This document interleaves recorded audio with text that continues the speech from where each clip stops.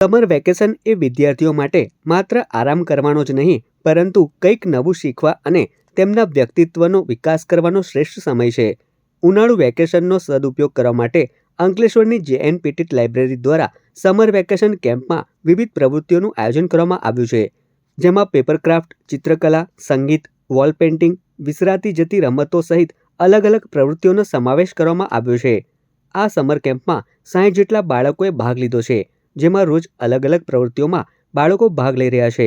ત્યારે આજરોજ વોલ પેઇન્ટિંગનું આયોજન કરવામાં આવ્યું હતું, જેમાં બાળકોએ ઉત્સાહભેર ભાગ લઈ વિસરાતી જતી રમતો સહિતનું પેઇન્ટિંગ દર્શાવ્યું હતું.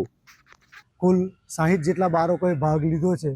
આ બાળકોને રોજ નવી નવી એક્ટિવિટી કરવામાં આવે છે, જેમ કે ચિત્રકલા, વાલી પેઇન્ટિંગ, સંગીત, ઝુમ્બા ડાન્સ, ચેસ, આ બધી વિવિધ પ્રવૃત્તિથી બાળકોને ખૂબ મજા આવે છે. ગઈકાલથી વાલી પેઇન્ટિંગ બાળકોને કાગળ ઉપર રજૂ કરવામાં આવ્યા અને આજે આ વોલ પેઇન્ટિંગ ઉપર આપ જોઈ રહ્યા છો તો બાળકો સરસ મજાનું વોલ પેઇન્ટિંગ કરે છે. વાલી પેઇન્ટિંગ દ્વારા ભૂલાતી જતી રમતો, જે આજથી 25 થી 30 વર્ષ પહેલાં જે રમતો રમાતી હતી, એ રમતો માનો કે સંતા કુકડી છે, સાત કુકડી છે, આ બધી રમતોને સ્થાન આપવામાં આવેલું છે. એટલે કે ગેમ ઝોન તરીકે અહીંયા વાલી પેઇન્ટિંગ રજૂ કરવામાં આવેલા છે. હું 5મા ધોરણમાં ભણું છું.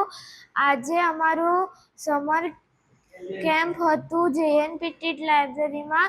અમને અહીંયા વાલી આર્ટ કરાવે છે અને ચકરડી બનાવતા શીખવાડે છે અને મને અહીંયા બહુ મજા આવે છે.